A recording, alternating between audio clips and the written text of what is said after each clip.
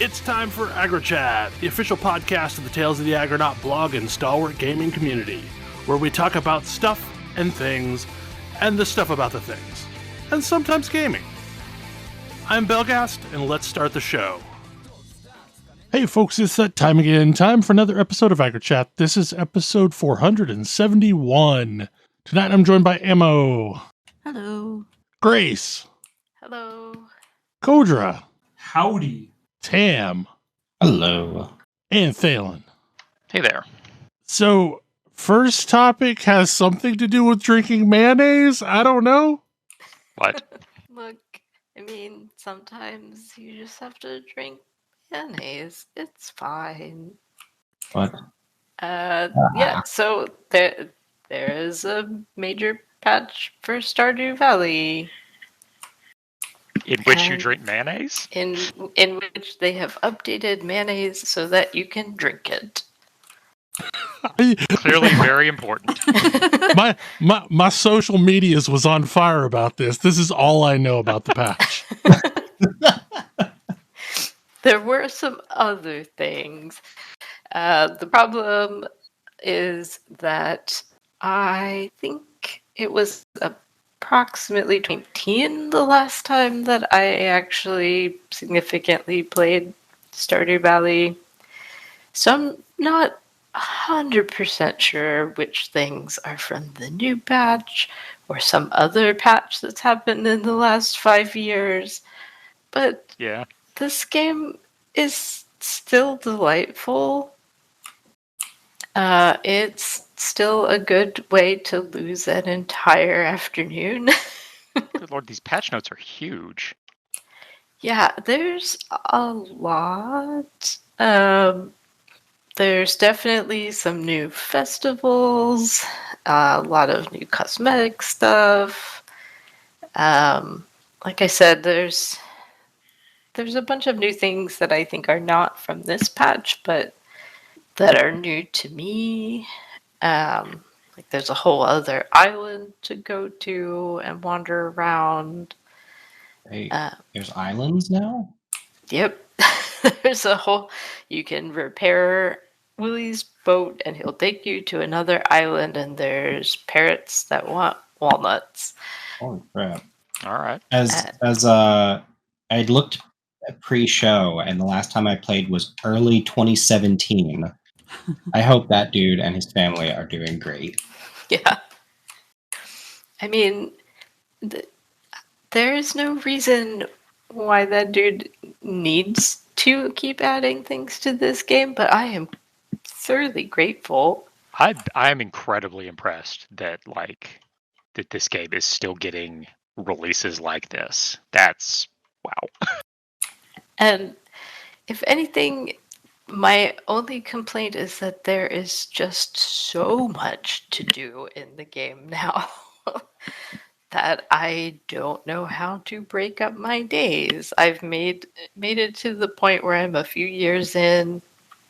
My farm is mostly sort of self-sufficient, and I still don't know how to break up my days because I can still go adventuring. There's still things I haven't gathered. There's a lot of new crafting stuff that has new materials that I should probably go find, or fish, or or there's just a lot to do.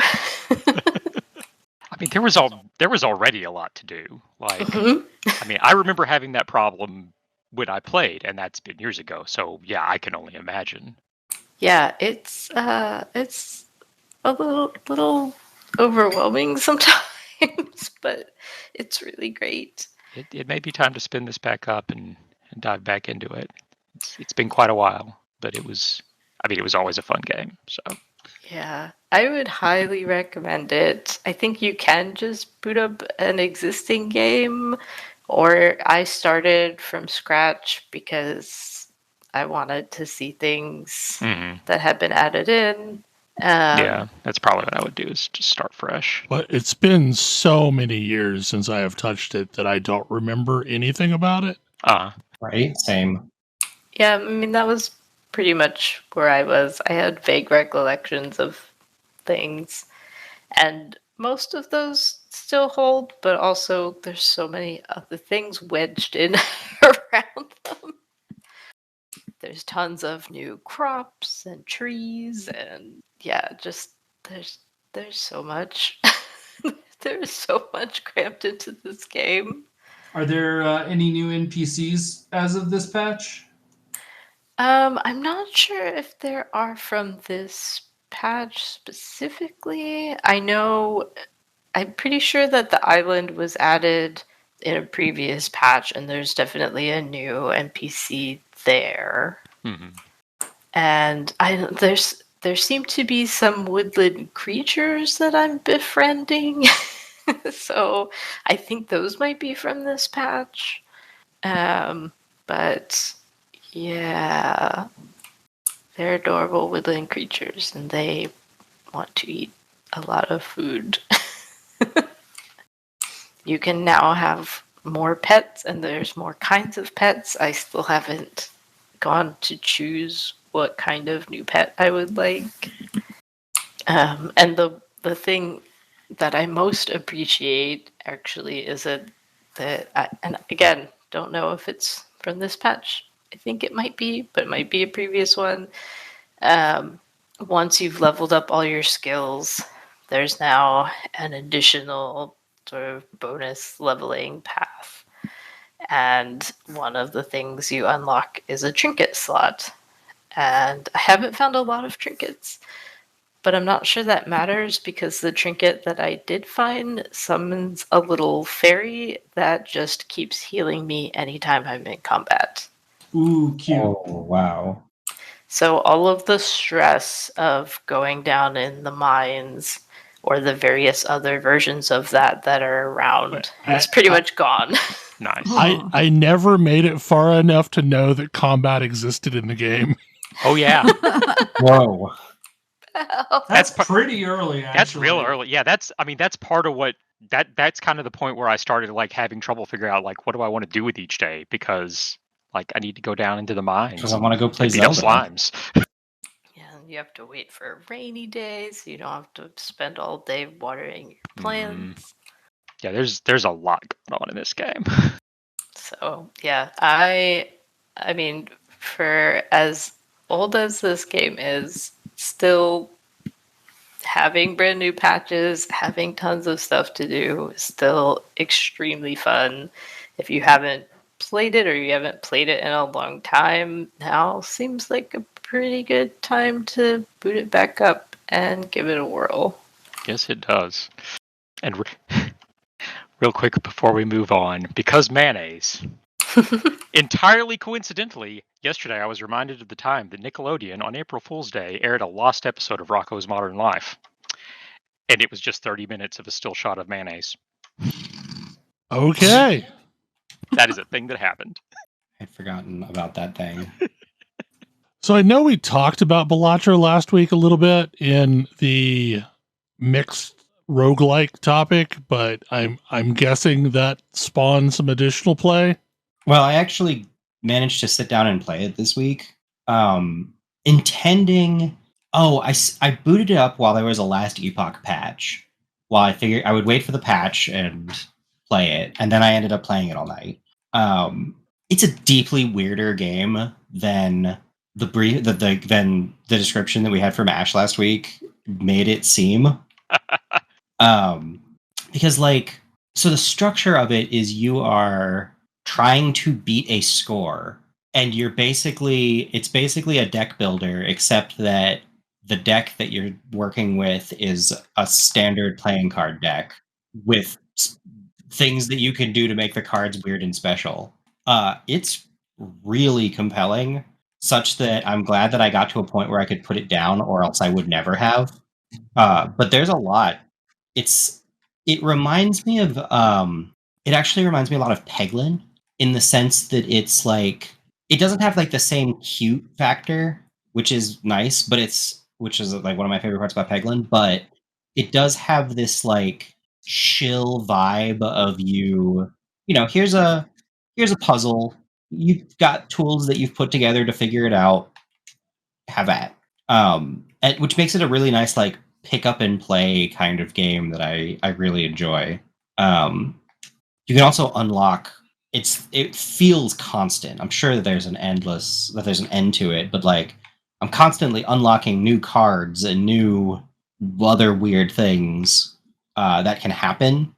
And I like things kind of coalesce for you relatively quickly. Like, oh, this is what my deck is trying to do.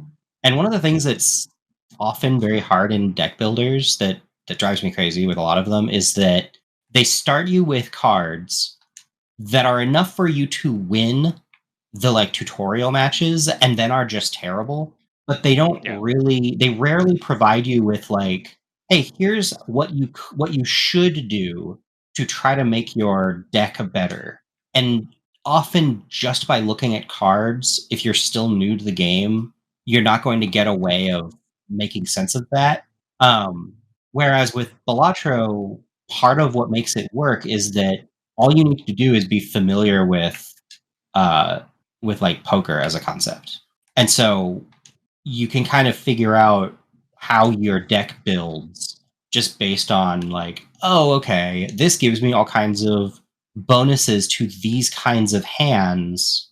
I want to make these kinds of hands and just keep leaning into making these kinds of hands. And it generally works.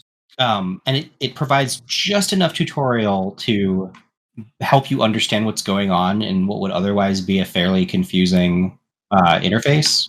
But yeah, I really enjoy it. It's got a very cute, just like card art style. It mixes things up with its boss fights, which are basically normal-ish levels that have some kind of special effect, which these sometimes can get you. But what's neat is that every stage-ish is like 3 levels, and you can see what the boss ability is for that level. So you have basically 2 levels to figure out what you're going to do about the boss. How do bosses work? Like, what are you combating, I guess? Are you combating their hands? You have a score that you are trying to meet. And the like boss, what I'm calling a boss level, is basically you've got a particularly high score that you need to beat, and there's some special part to the encounter. Like one of the ones that comes up for me and like was bad for me if I didn't prepare for it is something like all clubs don't count. Nothing with a club counts for anything. It doesn't count for points. It doesn't count for any of the special abilities on them. Just every club is nerfed. Every club is bad. Yeah. And so like sometimes that's devastating if I have a deck that's built around playing a bunch of clubs. And so it's like, okay, what can I do to fix that before I have to do that encounter? But really every level is you've got a score. You are trying to put together, you have a certain number of hands that you can play, and your hands are scored. And so you need to get your hand, you play some number of hands and beat the score before you're out of hands. And this gets increasingly difficult as you go. You also have a certain number of like discard and redraw, and you redraw all of the cards you play when you play a hand. Wait, you do what?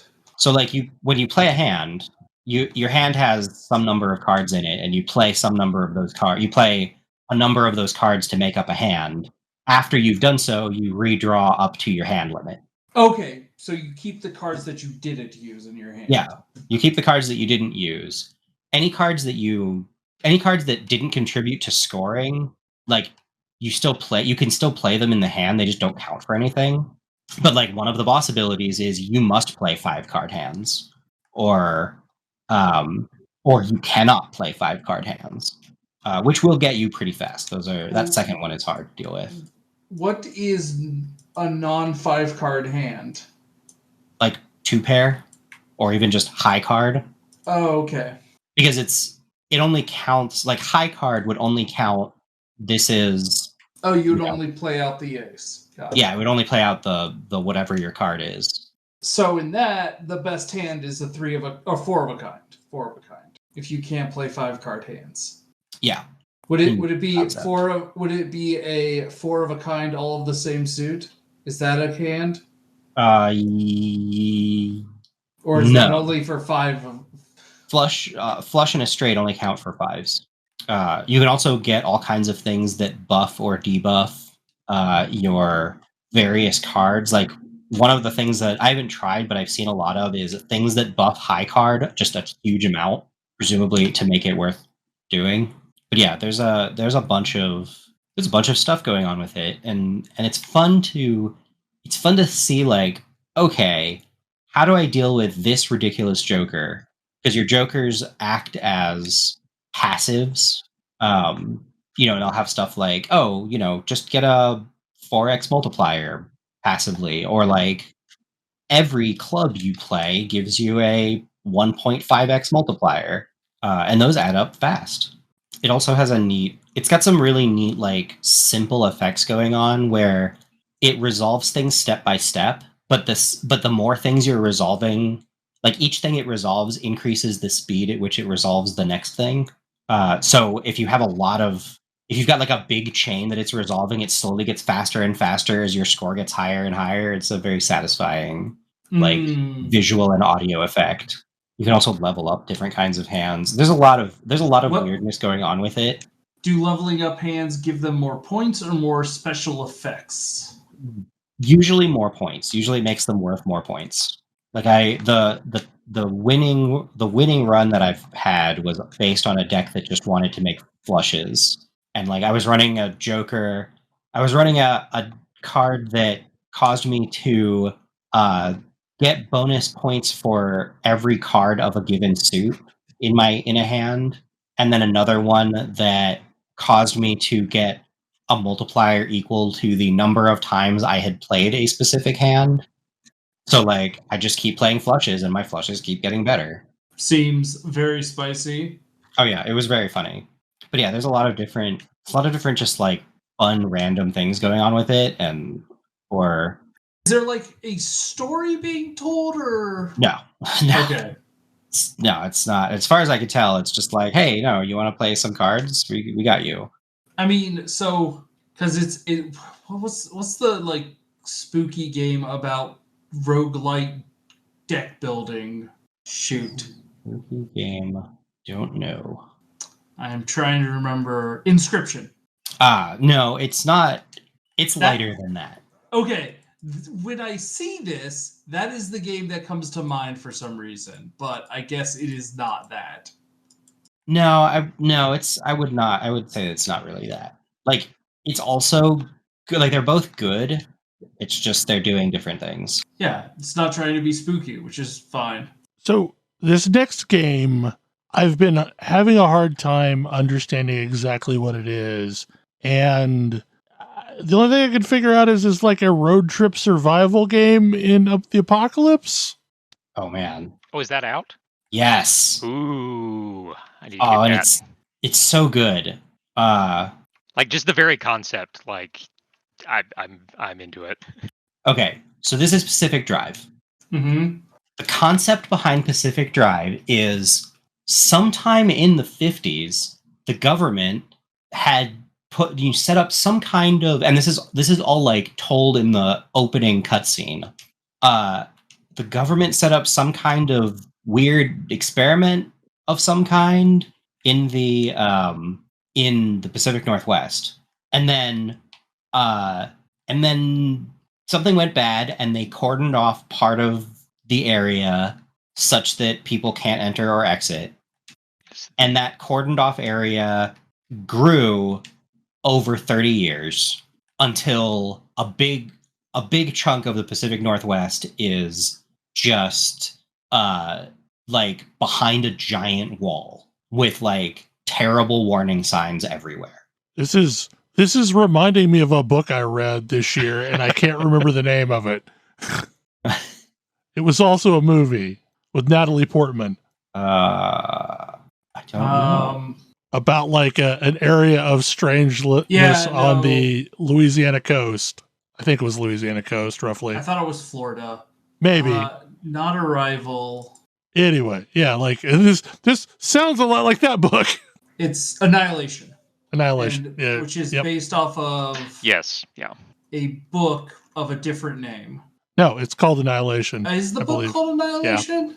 Yeah, there's 3 books. They're all like one-word names. But yeah, and you're a delivery driver. With the station wagon, No. isn't it? I mean, eventually you start out in a big delivery truck. Oh. You've got this like packet that's explaining how to deliver something with like a zillion warnings. And things go bad. Okay.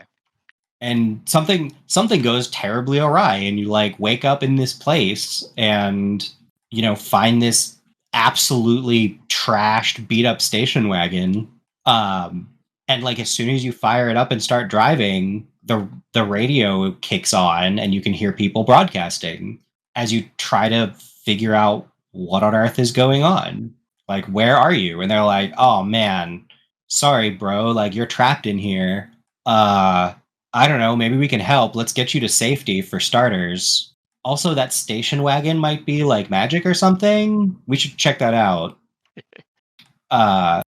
And so you set across this like quarantined zone of weirdness in like the Pacific Northwest environs, trying to figure out what's going on. And like your gameplay loop is basically going on road trips. You go on a road trip in your station wagon to various places, and as you drive through them, you can like scavenge for parts and materials, and sometimes like key pieces of technology that you need. I think the game is set in 1985, so it's like your tech so it like sets the tech level of that. It's got a very Stranger Things kind of vibe to it, in just like the 70s chunkiness of a lot of the technology, and like your station wagon is old, but like the kind of thing that could be kept running. It's still kind of a beater even in 85, but it's like still going. The first thing that they have you do is like bodge together some doors to put on it. It's probably a good idea. But the actual gameplay is really neat because you are the most safe in your car, because the car is like, it's durable. It's got a bunch of parts that are between you and whatever badness is happening out there. And like, you can fall and hurt yourself. But if you make the same fall in the car, like, yeah, the car's going to get pretty beat up and like, hopefully doesn't roll over, but it's probably not going to roll over. It's an old station wagon. It's got really low to the ground. But also you've got to take care of it. Like, I blew a flat in a level, and like, driving around on a flat tire sucks. But until I could do something to fix it, I was like, all right, well, I guess I just have to like limp along on this busted tire. And like at one point my front windshield cracked. I was like, all right, well, other than structurally it's less good, it's also just annoying because there's a giant crack in my field of view. It's fun to like tinker with the car and keep on you're like upgrading it and moving bits around and figuring out how you're going to store stuff, because like you can only carry so much in your backpack, so you've got inventory in the car trunk, and you can move your like crafting supplies around to make sure that you've got room. You want to carry around a bunch of tools that will help you like access things, like a crowbar, or there's like a scrapper, which is basically just a big metal saw. But those things all take up space. So it's like, how much do you want? You don't need to loot everything. And if you have all of these tools, you can loot a lot more. But it's like, how much do you want to balance how many tools you're taking out and how many repair pieces you're taking out and how much space do you want to have for stuff you find? And I haven't run into too many limitations with that. I'm just like aware of them. And the car, it's just a delight, like working on the car. Also, I did have a moment. There is just enough like simulation going on that it works well. I think if you've played a game where you're driving a vehicle in the last, like, I don't know, 10 years or so, you've probably seen the ability to like steer and drive with WASD and look around with the mouse independent, like if you're in first person, independent of the direction which you're driving in. And I mostly haven't found that to be all that useful. Here it actually is, because like your thing that passes for GPS is a giant computer strapped into the passenger seat. So you have to like actually look over to your right to compare where you're going with where you are. It has some real, pre-GPS stopping to check a map vibes, because it's somewhat difficult to drive and also check your map at the same time. And it's a quick lesson in unsafe driving, because you're almost certainly going to hit something, even if that something's like a tree. It also has it's an automatic, luckily. Oh, that's nice. Which is not guaranteed for the time period, but but in this case, it's an automatic. My first car was a standard, so yeah. Yeah, but I did do the new teenager driving thing and saw something I wanted on the side of the road, stopped the car, hopped out, and then watched in horror as the car drove away because I hadn't put it in park. Oops. But like, you've got windshield wipers for when it's raining, you've got headlights for when it's dark. The headlights can get damaged, which is important. You've got a horn, which I don't know what I would want to use that for. Maybe it scares things, but mostly what it does is it makes some of the like creepy things mad at me. There's an unbelievably annoying creepy thing that like attaches onto the car and makes everything electronic go nuts. So like your lights are turning on and off, your windshield wipers are turning on and off, your horn is beeping, it's draining the heck out of your battery. It's like, get out there and smack it with a crowbar a few times. You have Minox chewing on the energy or the power cables. Yeah. I ignored one of them for too long and it drained my battery all the way. And I was like, all right, well, how do I jump this thing? At which point I needed to put the car in drive and push it somewhere where there was a big battery I could hook up to. But yeah, I've only played a few levels so far, but it's really compelling, and the characters are neat and have made me laugh a few times because they have that 80s movie bumbling scientists energy that but modernized. I really like them. It does kind of sound like it is fulfilling somebody's fantasy to exist in the Pacific Northwest without any other people, which I know as somebody who lives in the Pacific Northwest is something people would enjoy. Yeah, like I haven't seen any other people in person. Have you made it to a recognizable Seattle? No. Is Seattle within the containment? I don't actually know because I haven't seen a major map. I think it might be. Mostly I've been driving around outskirts towns in the south part of the Mount Rainier area. Okay. I don't know how accurate the game is to any kind of real map. I mean, does Rainier look gigantic and imposing? I'll be honest, I haven't looked much past the trees and weird things happening around me. But I should look and see if I can find any recognizable landmarks. I'm deep in forest area at the moment. I mean, I have to say, if you are somewhere close to Rainier, you should be able to see Rainier. Unless part of the plot is Rainier exploded. I don't know. Which is, another fun Pacific Northwest, tragic fantasy. It sounds like the area is mostly Olympic National Park and surrounding environs. Oh, okay. That seems accurate. Which is somewhat further away. You do start the game by your truck is off a ferry. Your very short-lived truck is getting off a ferry. Probably the Blackball in Port Angeles. Might be. Sometimes I take that ferry to go to Victoria. I don't actually. So they have a thing going on where the geography is constantly rearranging itself, and that's part of the problem. Part of the reason that you're taking road trips is that you're only going out to places where the like you're trying to only go out as long as a place is stable because you don't want to get caught when the place destabilizes and becomes something else.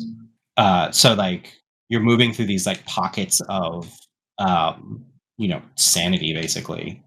So I don't know how accurate the like map is or what they might show or not. But yeah, it's really fun. I like it's got a nice like tinkering with a vehicle that is like your transport and lifeline. Like the car is definitely a character, and that's always I think that there's some neat stuff that I've seen with like vehicle as character, and this is definitely doing that. I would love to play there's a bunch of different versions of this game that you could do, where it's like a boat or a spaceship or something, and like they would all be very fun. I also like that, at least as far as I've gotten, you're not really fighting things. Like that's not really what you're there for. And so like weird stuff definitely happens around you, but it's like you want to observe it so you know what it's going to do, but you also don't want to get too close. It's got a very like exploratory feel, which I think is neat. But anyway, yeah, impeccable vibes. Cool. Yeah, I've been interested in this since the first time I saw something about it, because just like the notion of driving around the middle of nowhere in a beat up station wagon that is the only thing protecting you from ethereal horrors or what have you. Yeah, I'm into it. It's the kind of thing that I think it has a lot of the stuff in common with like your various like road delivery sims, or like was it Truck Driver Simulator or whatever. But like it's a little bit lighter on the sim part, and by a lot. But also it's got more story, and it does a really good job of the weird stuff that's happening is just weird. Like it's creepy, but it's also like part of what makes it creepy is it's just like, man, I don't want to be there when that happens. Or like, hey, that's an unnatural like that's an unnaturally swirling bit of leaves with like electricity crackling between them. Like I wonder what happens there. Do I go in there and find out? Maybe that's a bad idea. It spins your car around and sets off all your electronics, by the way. Aha. It's distressing. Also, part of what I think helps it work is that your car is not a performance vehicle. It is not suited to the things that you are making it do. Like off-roading. Like off-roading in a 50 beat up 50 station wagon is not optimal. No. They have some really, really great accessibility options that they push you to at the start of the game, which I think is great. Which includes such things as, do you want to close your eyes if your car is rolling? That is very, yeah. Yeah, like I can see why you might want that. Yeah. Yeah, like they thought about. There's a bunch of little details like that they clearly thought about. There's just a bunch of thoughtful accessibility features that are just like, hey, we don't actually want you to suffer playing this game. There were a couple of other ones that I just like didn't understand, or like were keying off of things that don't bother me, so I turned them off. But like there's a lot of controls to make it more palatable that you are in first person. One day I'm going to find out what the stupid like magnet bugs are and why they're flying around. But it does a really good job of just like showing you something bonkers and then making you want to know more about what happened here. Mm-hmm, mm-hmm.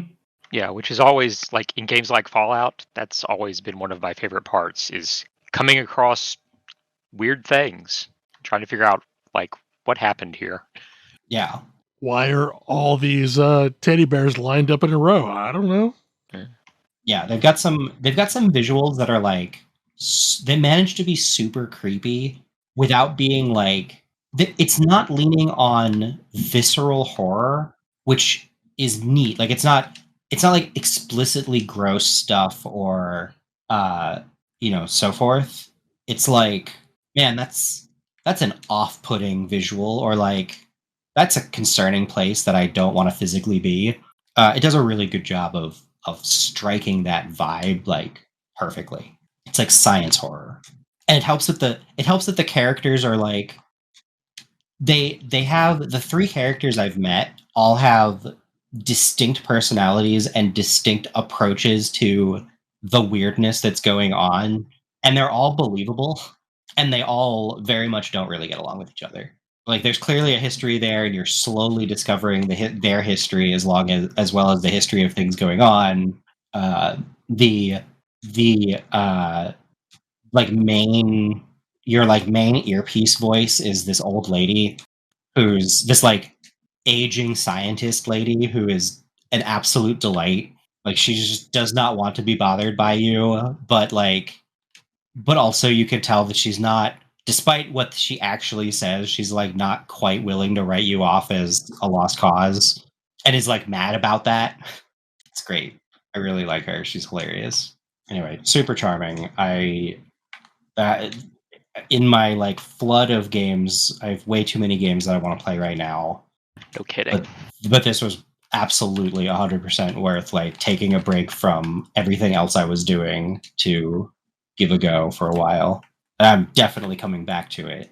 So this week was the presentation explaining all of the stuff that was changing in Path of Exile Necropolis League, aka 3.24. And this is a wild league. Like there's significant changes happening in the end game. Mainly, I feel like there's an undercurrent in this league of let's take away all the things that the Forbidden Trove sold as services. Good. So let's try and smooth over economy is a different way of putting this. Yeah. I mean, Like- so ashlings are like all of the things that you paid services to get are slowly getting itemized in a way that you can just sell them. Except for the thing that became the most popular thing on TFT, which was mirror servicing. Right. Yeah. But yeah, so like what this means is currently how it works is you have to do a whole bunch of work, go through a whole bunch of maps to perfectly craft the betrayal system, doing missions for June, until you have Ashling at tier 4 on research. Is that right? Research. Yep. So you're doing all of this work to ensure that that is the case. And then when you do a research, one of the things you get is a quote-unquote Ashling Slam, which removes one of your affixes and replaces it with a veiled affix, which can you unveil with June, which can be one of 3 things. And you can and it follows some arcane rules of crafting that means certain affixes only show up certain times. And there's like, this is how you like use meta crafting to make sure it's very likely you get the Ashling Slam you want.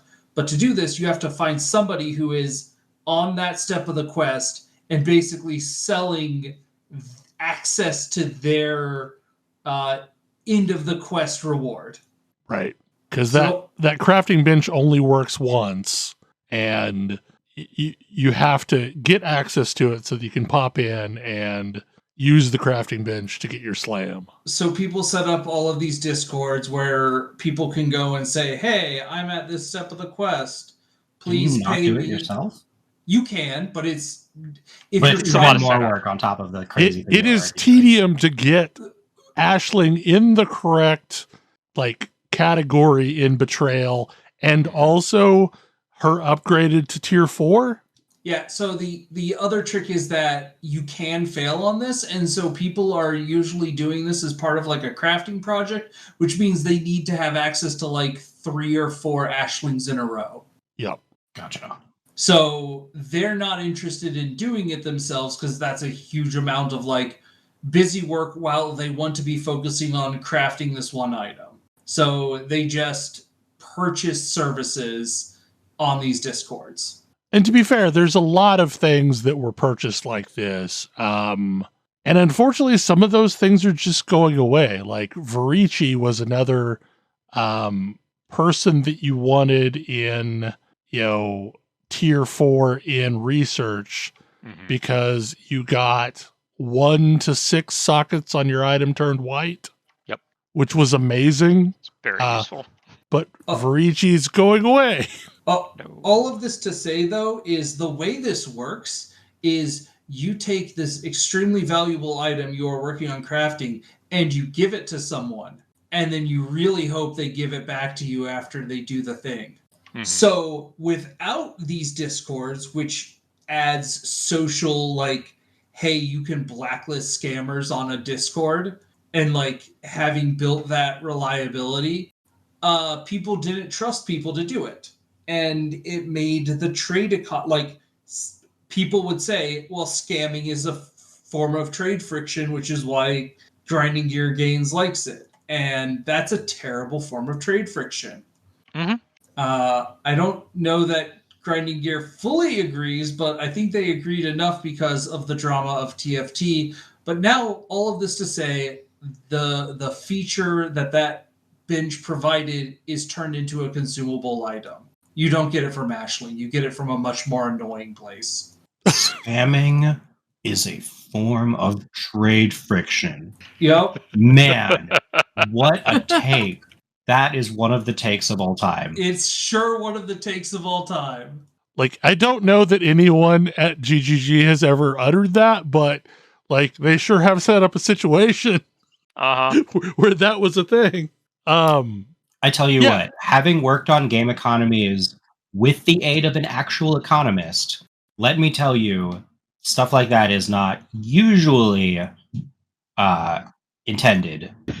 And if it is intended, it's usually not successful. Like, I will come down on GGG for their design ethos in a lot of places, but I'm not sure I'm going to go quite that far with this one. So another thing that people relied heavily on third-party tradings or like trading discords for was sextants, because sextants were annoying to get a bunch of the same sextant in bulk, and there was no reasonable way to really buy them, and the search system kind of made it a pain to find individual sextants. And for anyone who doesn't have a clue what I'm talking about, is when you get void stones, aka the things that increase your base level of maps drops, you can start putting affixes on your void stone with sextants that greatly change the outcome of a map. So like it will spawn a bunch of extra lockboxes, or it'll make sure that like beyond demons show up, or there's a bajillion things that were possible to be on a sextant. Some of them were really useful, like you can't take elemental reflection damage.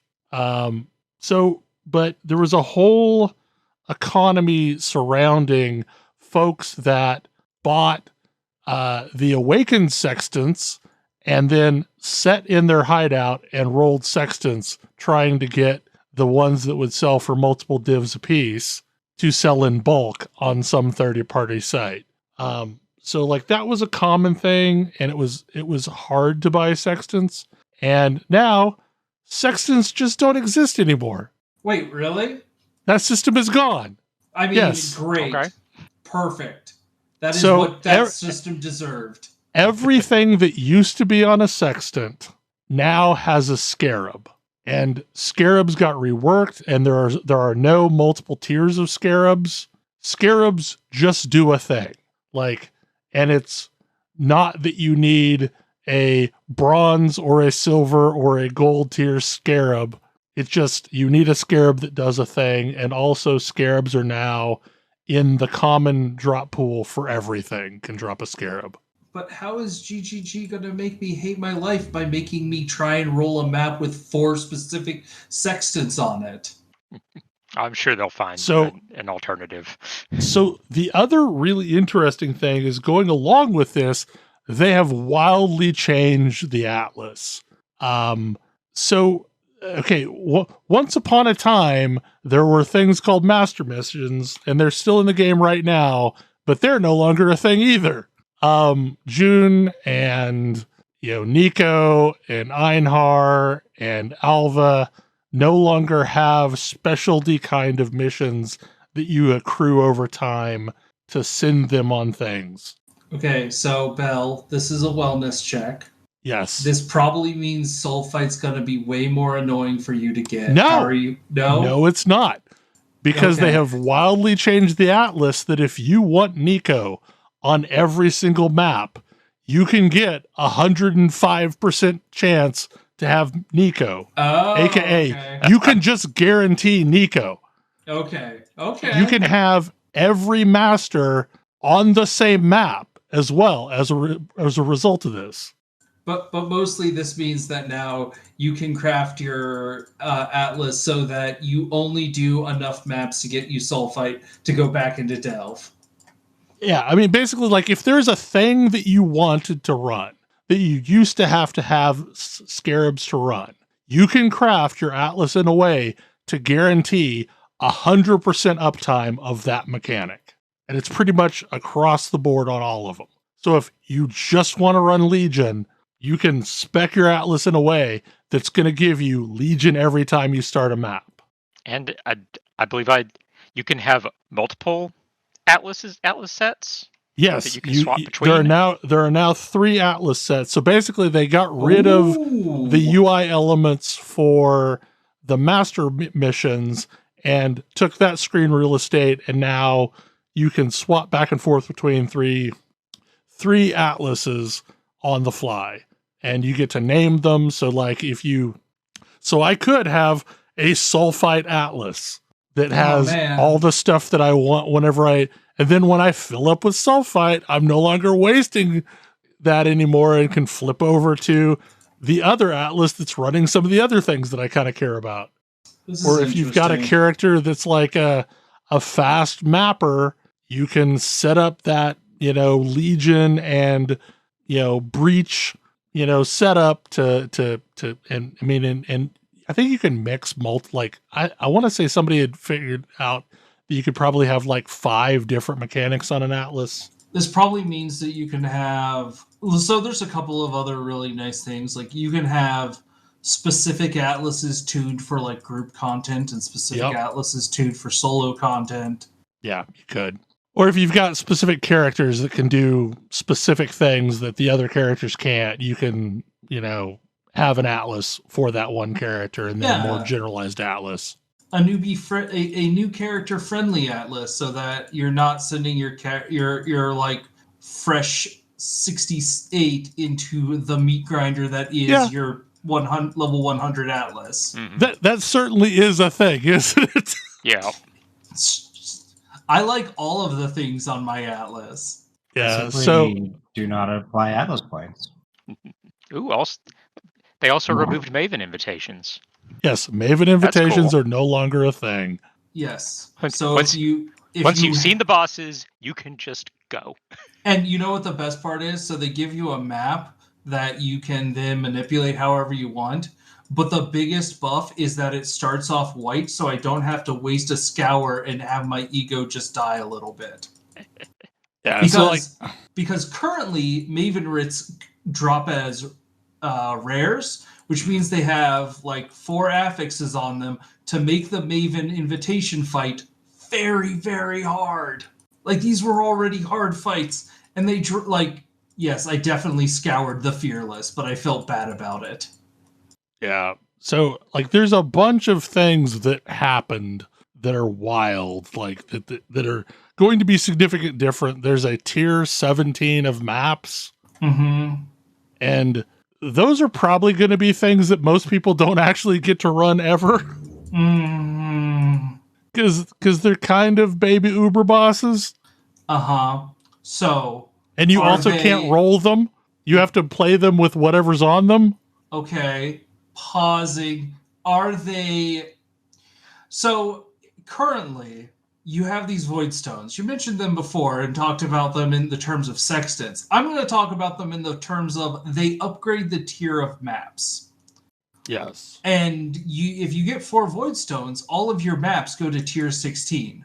And basically, suddenly you just stop getting lower tier maps and just only get tier 16 maps. Yes. Please tell me that's not going to turn all of the tier 16s into tier 17s. No. Okay. So every Void Stone gives you 0.5% chance of getting a tier 16 or tier 17 map drop. So they're like, even with 4 Void Stones, you only have a 2% chance of seeing a T17 map in a given map. Okay. So like they're going to be kind of rare. The only annoying thing is they've changed how you get your 5-way mapping device, and it is now buried behind you completing a T17. Oh, cool. I mean, like, so it's one painful grind for a different painful grind, because it took a long time to save up enough Legion insignias to run a 4-way. Are they going to have are tier 17s going to have the terrible affixes that players can put on? Okay. No, I can't they don't have that. accidentally void my character because I wasn't paying attention. No, but like I've not seen the full list, but apparently like there are absolutely going to be T17 maps that are just unrunnable by your character.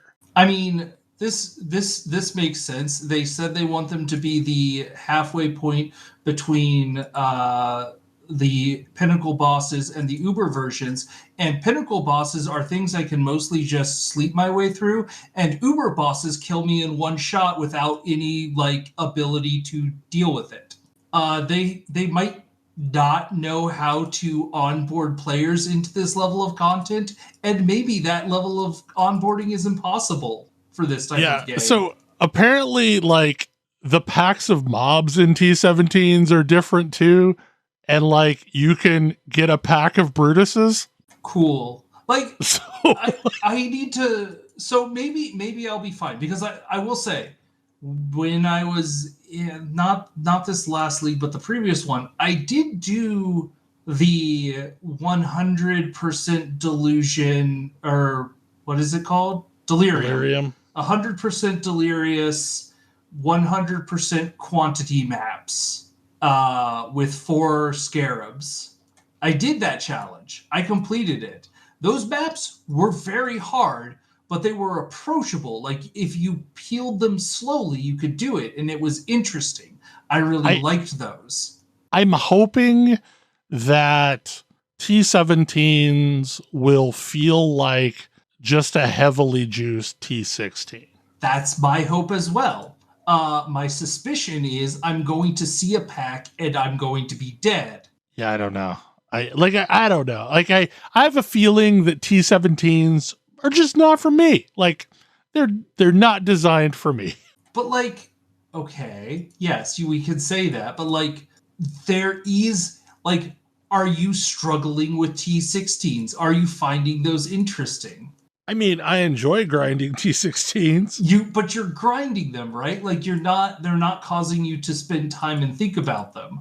Yeah, but I don't want to spend time and think about I get this, but like there should be a step between, like, ideally I would like a T17 to feel like the difference between a T15 and a T16. Maybe that's too small, but like Uber bosses feel twice as hard. Like, or maybe that's even like not even realistic.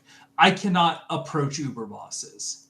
Right. They will one-shot me. Yeah. And I don't know. Like, I think we'll just have to see how they shake out. I just don't think... I think... I mean, you say it's not meant for us, and that might be true, but I think they are absolutely... I didn't say it wasn't meant for us. It might be meant for you. I just don't think it's meant for me. I think they are absolutely poisoned by their 100,000 X players. They're players who are 100,000 times more effective than new players, which is a thing that they have commented on. And I think they are crafting too much content for those players.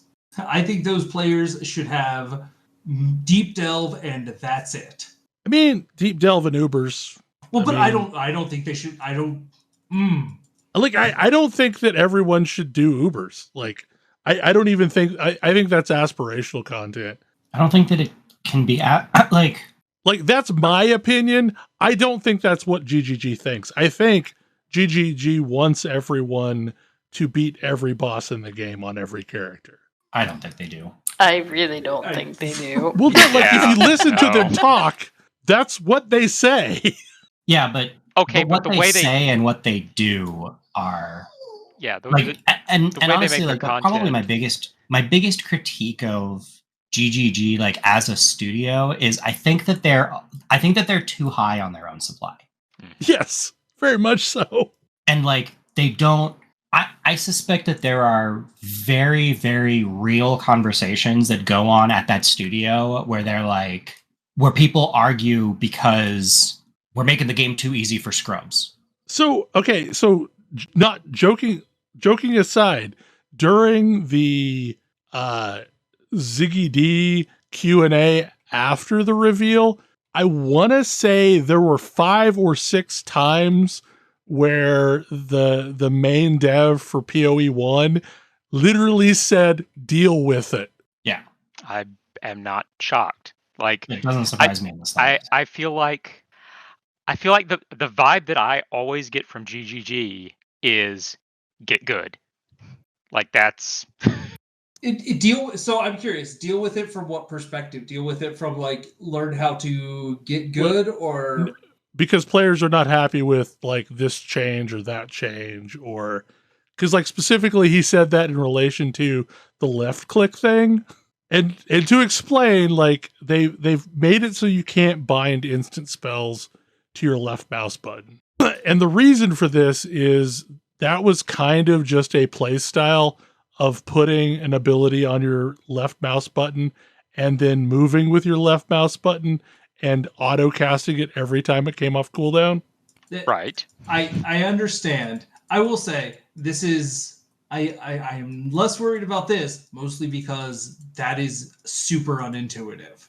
Yeah, I mean, like, I didn't do that thing, but also I do put things on left mouse button because I'm already losing one mouse or one keybind already for putting like movement on W. I know that, again, I'm a controller player, so this doesn't impact me.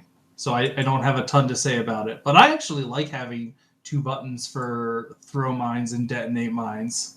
But I also know that not everyone shares that opinion. There are a bunch of potentially quality of life changes. Like apparently there will be a hotkey for teleports and it will just use a scroll from your bag. Oh, interesting. So like the portal gem doesn't matter anymore, I guess. As long as you dedicate a slot in your bag to teleport scrolls. Which, I mean, to be fair, like that's going to be the thing I miss the most about this past league is the rucksack and having swap space to put scrolls of wisdom and teleport scrolls in. Yeah, so like there's a lot of changes system-wise that are coming in with this. Also, like some builds got decimated, which is often a thing. At the moment while we're playing or doing the podcast, I am playing Penance Brand of Dissipation because it's going away. So how about Tornado Shot? Tornado Shot got nerfed into the ground. Okay. Like it ate it hard, which weirdly Lightning Arrow didn't. I mean, there's some other effects that will damage Lightning Arrow, like I think Sniper's Mark doesn't have the additional projectiles effect anymore. There's some other things that like would cause you to lose projectiles as a result, but like there's not a out and out attack on Lightning Arrow. Probably one of the most controversial changes other than the left click thing is that Mage Blood ate a nerf to some extent because all of the flasks changed the way that they work. Oh, right. Much more specifically, Pathfinder ate a huge nerf thanks to that. Yeah, but I mean, like a lot of Mage Blood players were also using flasks to get the reduction in damage and also fix their resists. So, but yeah, like Pathfinder ate a real huge nerf as a result. So basically, it used to be that flasks would give you a reduction in damage to that type of damage if it was one of the elemental flasks. So if it was fire, you'd take less fire damage. If it was cold, you'd take less cold damage. Now, in addition to the resistance that you get during the flask effect, you also get like maximum level of resistance, And which is useful, but not as good as taking less damage from that element. Because, well, there's also a hard cap on how big that can get, and did Pathfinders have other access to max resist? I don't know if they were taking it or not, honestly. I know, like, as a chieftain, for, like, Righteous Fire, it is a net loss because we're already capping out 90 all res, so, like, you don't need it from a flask. Like, there's just a bunch of changes, and it'll be interesting to see. Any hits to Hex Blast? Hex Blast? No. Sweet. I think one of the other mine builds got hit slightly, but Summon Raging Spirits is mostly dead, at least for the hit-based one. That's weird. Yeah, so like Summon Raging Spirits had a 0 to 38% more damage multiplier on the gym itself that leveled up through 20. So basically our SSR or SRS just took a across the board 38% more multiplier that's just no longer there. So they're going to do at minimum 38% less damage. I mean, this is less of a thing for the ones that were using poison, but for any of the cheap, like budget builds for SRS, that we're just using hit, aka the Guardian from last 2 leagues. Guardian ate a nerf on the big fire dude. It does less damage now, and it has less area of effect. I mean, there was some significant nerfs. How is the build which shatters bones? From what I can tell, it's unaffected. That's good. It was the only thing holding melee up. Cleave of Rage got nerfed specifically for whatever reason. Well, it was silly. I don't know that it was that. Maybe it was that good. It was fun.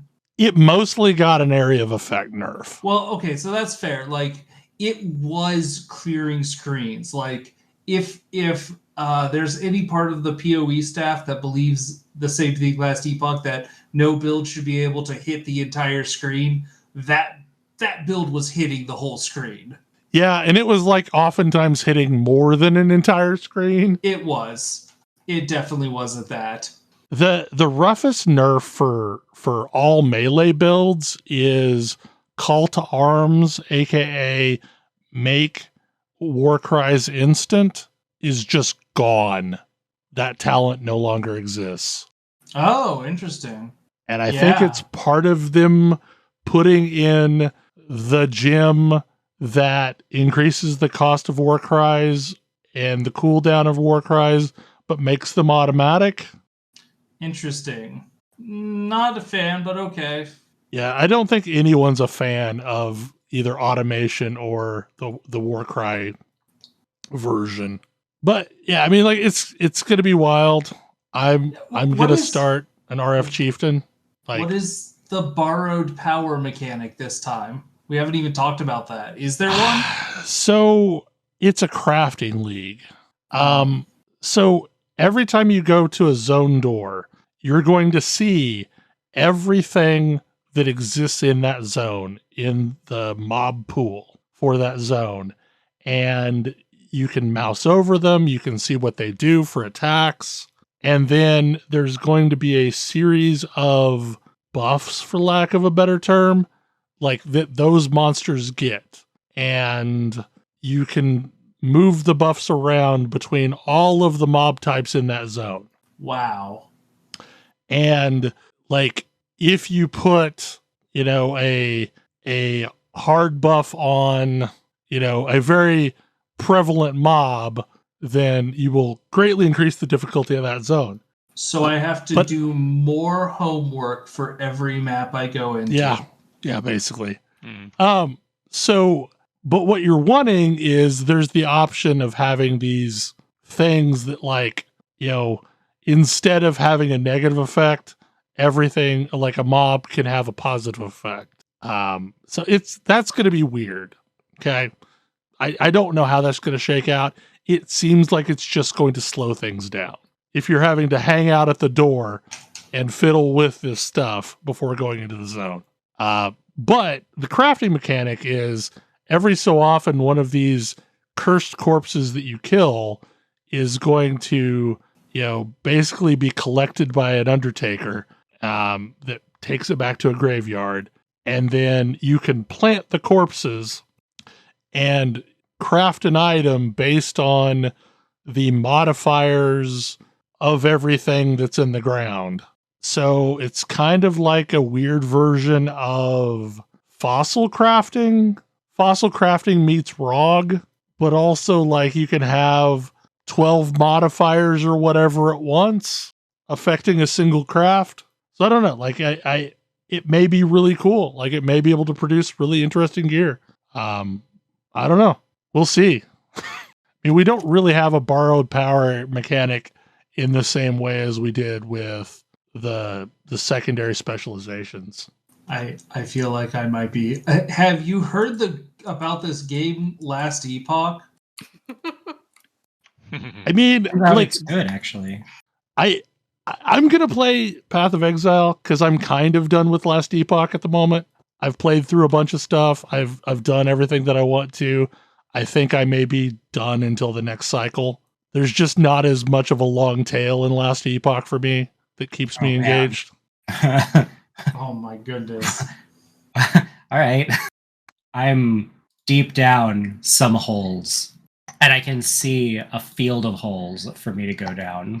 So, when were we talking about Fragment of the Enigma? Was that last week? I can't remember, but we were talking about, I think it was last week on this show. I don't know. Do you have anything more to say about Path of X? Okay. No. We were talking about Fragment of the Enigma last week on this show. And Ash was trying to figure out how to fit it into a Primalist build, trying to get more spark charges. Ultimately, like, spark charges is a mage mechanic. I looked at it and was like, can I make this work on Primalist? Then I was like, this got me to look at Spellblade, because what it does is it gives you a chance to apply spark charge on every hit. It gives you more flat spark charge damage per intelligence you have, and then it causes spark charge to have more lightning penetration. Anyways, I had one that had 2 legendary potential on it. So I was like, okay, like, this is interesting. What could I pair with this?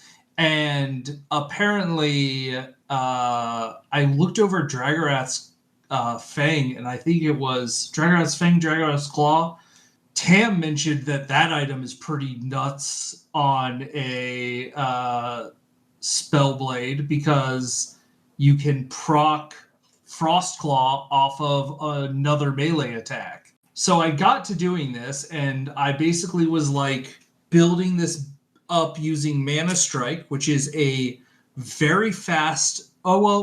It's a normal speed attack, but I have a dagger, so it's pretty quick. And I basically stacked every possible amount of melee attack speed I could, including celerity from enchant weapons, which is kind of the reason I'm using Enchant Weapon. I'm getting some incidental debuffs from it. Enchant Weapon is so good in so many ways. It is very good in a lot of ways, and the fact that it auto-casts when it expires is great. It's why one of the stats I care about is cooldown reduction. Between that and Teleport, Teleport and Flame Ward. I'm spec'd into Flame Ward, not into Teleport. Yeah, but I mean, you still want a traversal ability. I want a traversal ability. Also, Teleport, and I'm remembering Fragment of the Enigma, applies Spark Charge because of Fragment of the Enigma. Yeah. And so I've basically built this hilarious Rube Goldberg machine where everything I'm doing is based on how fast I can do a melee attack, but all of the damage I care about is based on the spells I am triggering based on melee attacks. I love the Spellblade so much. It's such an interesting... I've gone through probably 5 or 10 different Spellblade builds, just trying different stuff, and they're all interesting, and I love that the game has finally done that, and you can go down some crazy rabbit holes with them. Like the Rube Goldbergian chain is definitely one of them, but the like Aido, I only draw my sword to kill you is also a very reasonable one, and I haven't quite gotten it to click the way I want, but like it's definitely there, and I'm really interested in trying to make it work. So yeah, this is actually one of the things I was building to, is like there are that Aido style build. I feel like the build I look at that most feels like that is the Erasing Strike build in Sentinel, which basically you don't possibly have enough mana to do that many Erasing Strikes, so you spend a lot of your time not Erasing Striking. You're just trying to make your Erasing Strikes so big that literally nothing can survive them. Yeah, you're just like, you're throwing out some spells until you pull your sword and things are gone. Yes.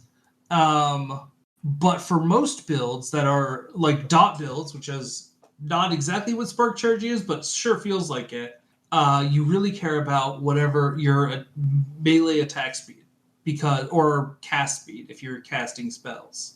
Because you don't necessarily need the initial hit to do a lot of damage. You just need to see the word hit so you can apply your dots. This led me to down the rabbit hole of a different item, which is Turani's Bident, a item that's all about improving Javelin and improving Electrify. It gives Electrify like 170. Mine gave Electrify 170 lightning penetration. But this felt like the classic story of me playing Commander, where I have found a cool item, theorized the perfect deck to put it in, built that deck, played that deck to completion, came to the conclusion that actually this deck is good, but this item doesn't fit in it. So now I'm playing that exact character with a shield and wand, which does make me a little sad, and also apparently I've walked backwards into an extremely meta build. Apparently Smite Smite Healing Hands and an item that sacrifices a % of health to give you ward is probably on the chopping block. That's super meta. I was like, yeah, this feels really good. Then I was talking to Ash today about it, and he was like, yeah, that is very good. Everyone knows about this. I was like, oh, I clearly don't read enough articles. To be fair, I built 3 characters to start to finish and level them just to create one character to finally work.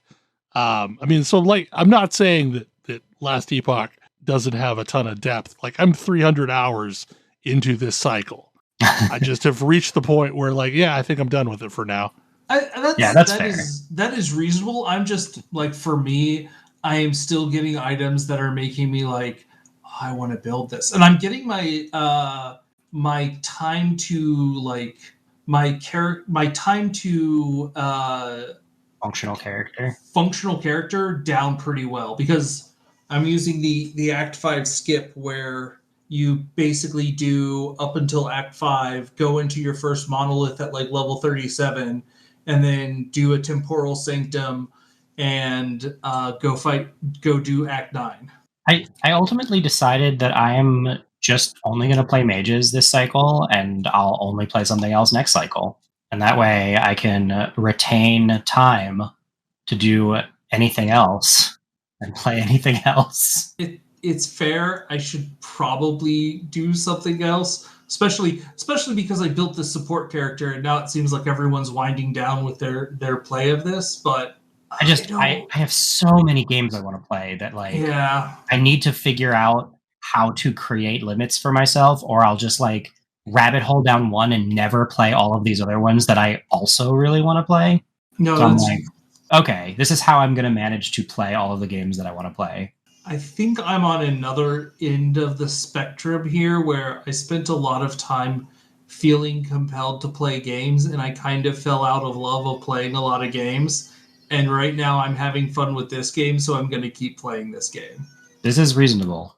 I mean, like, that's kind of how I approach games, is I will mainline them until I've reached the point where I think I'm done for now. Yeah. And like, I'm not joking. Literally, I looked it up. I mean, I went into this cycle with roughly 200 hours of Last Epoch played, and I'm now sitting at 500 something. So, like, literally, the 300 hours since the cycle started. Yeah, I'm playing like 6 different games at the moment. Yeah, and it might be time for me to take a break, but like I am having fun, and Yeah. I don't know.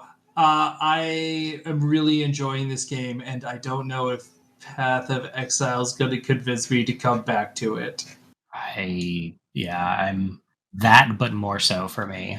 I want my stubby totem, and I will play it at least as long until I get my stubby totem, since I have a streak of stubby totems. I am hopeful to see what they do with Path of Exile 2. I know it's getting delayed.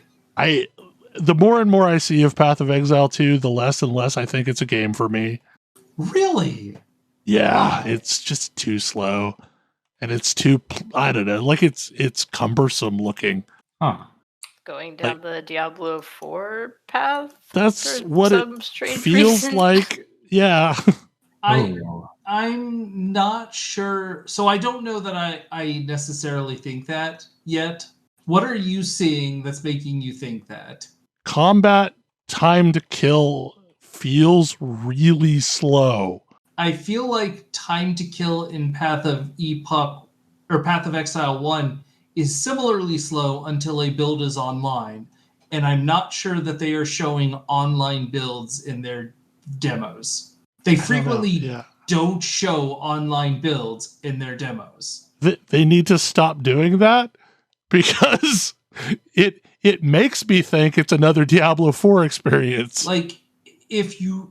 I don't know that they can afford to show online builds because they're indecipherable to watch unless you're already deep down the rabbit hole. Yeah. But maybe they should do at least one of those, because right now, like, I'm a very bought-in Path of Exile 1 player, and it feels like this is not a game for me at all. Have you seen GGG's Path of Exile 1 videos? Or like their demonstration of how skills work video for Path of Exile 1? Yeah, like they have really bad gameplay in them. I understand that. I'm just saying, that's what it feels like I'm looking at right now. I don't know.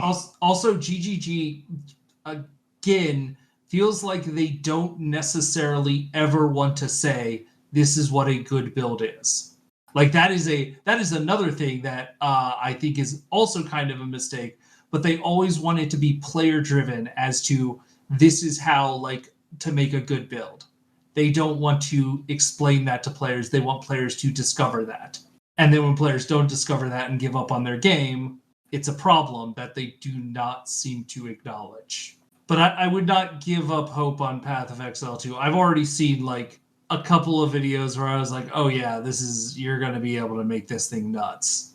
Like, I'm pretty sure the mercenary is going to be nuts. I'm just saying, nothing that I've seen so far really interests me.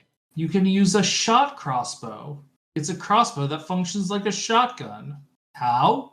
Don't ask too many questions. I think that there's this sort of interesting thing that I've been eyeing, because I feel like people, because we talk a lot on the show about like the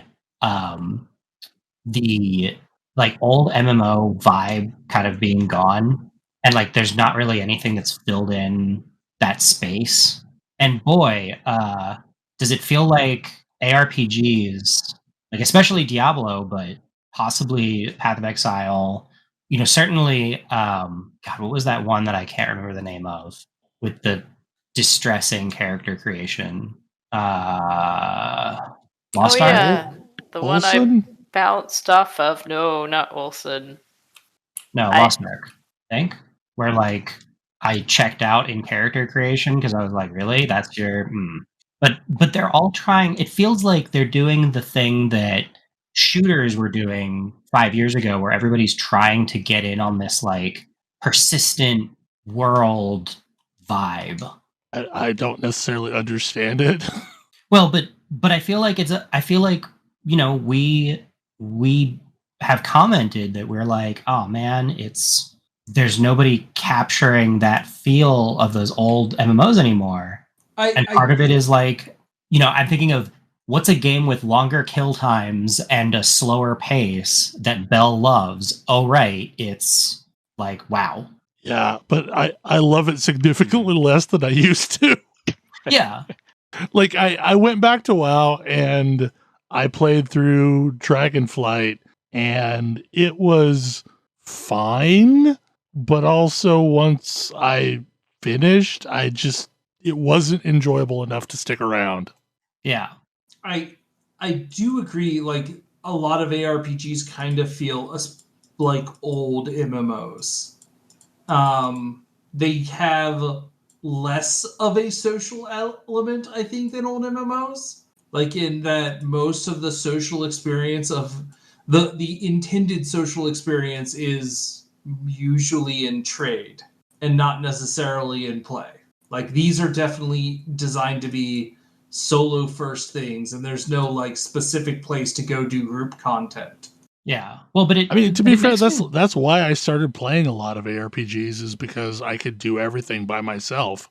Yeah. But also still feel like I was, you know, building towards something larger. Well, and there's this interesting thing that I've been, you know, that I wonder about. Like, you know, we wax nostalgic about, you know, vanilla WoW and EverQuest and so forth, and like we would never play any of those games now. Like, no, we simply either don't have the time or the wherewithal to deal with it. Mm-hmm. But like, what would a social experience in an online game have to look like to engage us? Does it exist anymore? I don't think it does necessarily, because the novelty of gaming with other people has worn off. Yeah. I mean, there's a couple of scenarios where there are games out there where it is universally positive to have other players. And, you know, like Guild Wars 2, for example, is never a bad idea to have another player around. But also, I'm tending to gravitate towards purely anonymous activities in that game where I don't have to deal with other people. Yeah. Well, and you know, that's one of those things, like, you know, I wonder what, you know, this is me being a designer, obviously, in a past life, but also like, I don't believe in there not being a possibility. It's just whether or not you can make that possibility into something that, yeah, you know, can get built. But like, you have to know what the possibility even looks like first. And I keep wondering about, you know, what if you had a game with like asynchronous group play, you know? Because like, I think a lot of the thing that I remember, like a lot of the comments that we had about Bell League was sort of focused around this idea that, hey, it's actually really cool that we're all playing on our own, but we're still contributing to each other by getting drops and so forth. Yeah. Which is definitely a thing missing in Last Exile, or not Last Exile, Last Epoch. But like, you know, I wonder about that in an MMO context.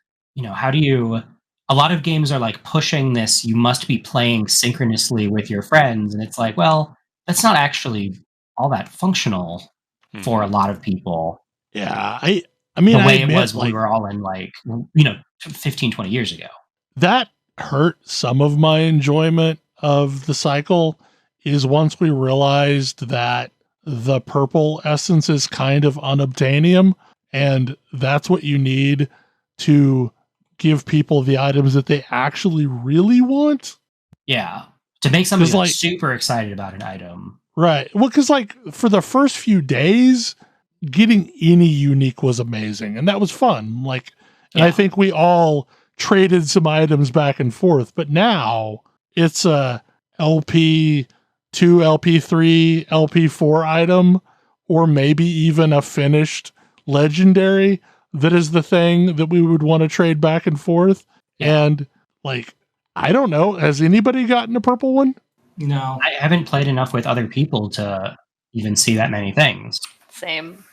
I mean, I have multiple yellows with various people, Yeah. but I don't have a purple, and I don't know what that number is. Like, and It- what I really want is the ability to play in a guild of Circle of Fortune. Yeah. I was about Yeah. to say. Mm-hmm. Yeah, like, well, and that's the kind of thing that's the kind of thing I was thinking about. Like, there's a couple of games that have done this like concept of leveling a guild, and I sort of get it. Like, you can play independently of other people and still work together meaningfully, trying to capture that thing. And I think that's something that like Last Epoch is missing at the moment, is that sort Yeah. of fundamental understanding of what is the kind of person you want to be playing together with. Well, and the problem that I've seen is the games that have interesting hooks to level your guild and do interesting things with it also seem to pair it with like mobile type interactions where, you know, if you don't maintain this level of activity, you're going to lose everything that you've gained, and that's awful. Yeah. Yeah. Mhm. Well, or they're made for mega guilds. Yeah. Yeah. Right. Honestly, thinking back, like the sort of MMO social like experience that might be able to get me interested and excited today is one that existed and ceased to exist years ago, and that's Star Wars Galaxies. Mm-hmm. Right? Like that ability to just do whatever you felt like doing and be able to contribute, the ability to build like player towns and like you contribute your part to it, other people are doing their thing, and like something like that. Like I could see a modern version of that like being something that could get me interested. But like that's the sort of online social space that might work for me. Yeah. yeah. Because I think that's really the big thing of a multiplayer game like that is that ability to contribute to something bigger than yourself. Like Yeah. that's the 'Cause- core thing to me that's appealing. Yeah, because like what Belle, like as Belle was saying, like it's not actually novel to run around to know that there are other people playing the same game as you at the same time anymore. In fact, sometimes I'd rather know less about the people Mm-hmm. that surround me as I'm playing a game. Indeed. But I think about part of this is I was reading a thing about loneliness epidemic, and like we have made these games that don't support social play all that well. But like, what would it look like if you did have one that supported it? I don't know. And like, who are you supporting at that point? Because it's like they're almost all of them are made for like, essentially college students who have giant amounts of free time and are wanting only for opportunity, not people with limited free time and various other play needs. Well, and I think like if I were going to design one of these things, I would probably center it around the guild dynamic, but also put in some functionality like, I am doing this thing. I need this resource, and like have some system to post that to the guild so that you could like get a quest to go get one of your friends a thing. And that's the outcome of it, is they get the thing, but you get points for filling that order type scenario. Yeah. Or like your guild levels up by having people get things. It's like people post things they need and other people get them for them, and that's like you get guild XP for that. Yeah. Yeah. And like, what a neat, I don't know, that would be neat. Like, hey, somebody decorated the house and you get guild XP for that. I feel like there is a much longer conversation about gaming and community and the loss of it, and maybe we should save that for another show. Yeah. Possibly. Yeah, because we're over at this point. I was about to say, we don't need to have me start talking about religion. Right? I mean, I have a I'm mad at Star Citizen right now spiel, but I'll save it. Anyway, hopefully you enjoyed the show, and we will see you again next week. Good night. Good night. Good night. Good night. Good night. See you.